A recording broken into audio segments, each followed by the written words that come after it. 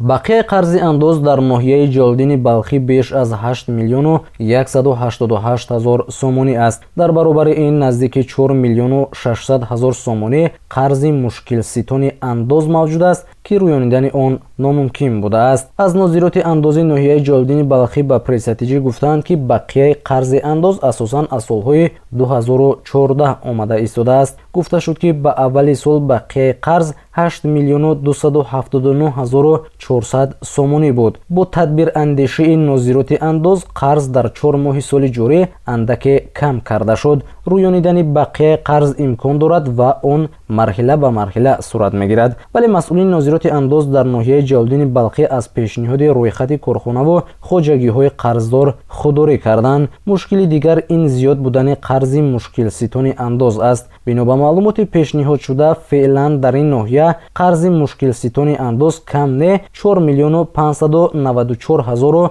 800 сомонӣ аст. мутаассифона рӯёнидани ин қарз ғайриимкон аст. пайдо кардани роҳбарони ҷамъиятҳое ки дар ин рӯйхат шомиланд номумкин будааст. хабарҳои Тоҷикистон ва ҷаҳон дар пресс-атиҷӣ.